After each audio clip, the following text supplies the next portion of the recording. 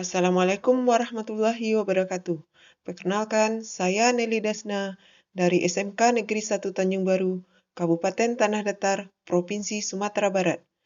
Pada video kali ini, saya ingin memaparkan kesimpulan dan refleksi pemikiran Ki Hajar Dewantara Modul 1.1 Koneksi Antar Materi.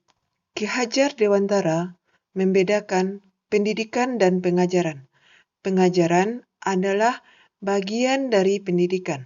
Pengajaran merupakan proses pendidikan dalam memberi ilmu untuk kecakapan anak secara lahir dan batin. Pendidikan pada hakikatnya adalah menuntun atau memberikan tuntunan terhadap segala kodrat yang dimiliki anak agar mencapai keselamatan dan kebahagiaan setinggi-tingginya, baik sebagai manusia maupun anggota masyarakat. Pendidikan menciptakan ruang bagi murid untuk tumbuh secara utuh agar mampu memuliakan dirinya dan orang lain secara mandiri.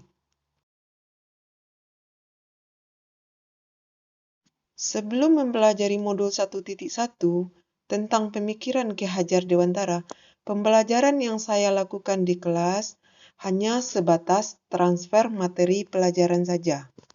Saya menganggap ketuntasan dalam penyampaian materi lebih penting daripada memahami karakteristik murid. Saya hanya melihat nilai dari aspek kognitif saja. Misalnya, jika melaksanakan ulangan harian, jika nilai murid sudah mencapai KKM, dianggap pembelajaran sudah berhasil. Selain itu, saya juga beranggapan bahwa murid hanya sebagai objek pembelajaran, sehingga pembelajaran berpusat pada guru atau teacher center.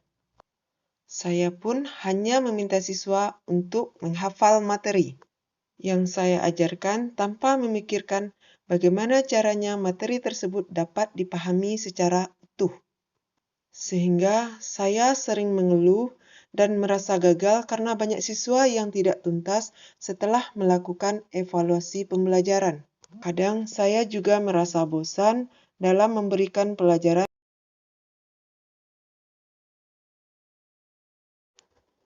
Namun, setelah saya mempelajari modul 1.1 tentang pemikiran Ki Hajar Dewantara, saya menyadari bahwa apa yang saya pikirkan dan lakukan selama ini tidaklah tepat.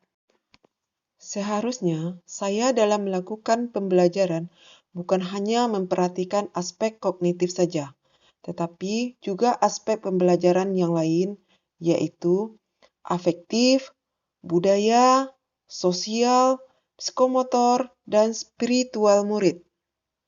Seharusnya saya melakukan pembelajaran secara menyeluruh. Murid bukan lagi sebagai objek pembelajaran tetapi subjek dari pembelajaran. Artinya, murid diberikan kebebasan berekspresi, mengemukakan pendapat, dan berkreasi sesuai dengan potensi yang dimilikinya. Guru harus ikhlas, penuh kesabaran dengan segala ketulusan hati untuk menuntun murid, memberikan kesempatan kepada murid untuk bertumbuh sesuai dengan kodratnya.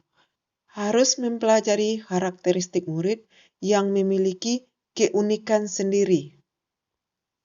Yang akan saya terapkan dalam pembelajaran di kelas antara lain, merangsang pembelajaran yang interaktif dan menyenangkan dengan melibatkan murid sesuai dengan metode student center. Berikutnya, saya akan menerapkan pembelajaran abad 21 yang sesuai dengan pemikiran Ki Hajar Dewantara, yaitu berpikir kritis, kreatif, komunikasi, dan kolaboratif.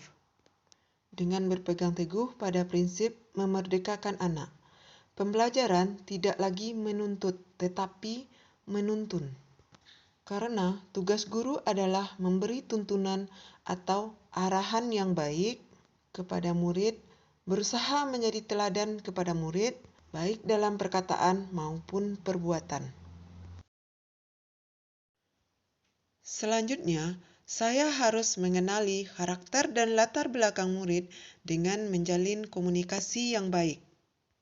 Semoga video ini bermanfaat. Saya sudahi dengan Assalamualaikum warahmatullahi wabarakatuh.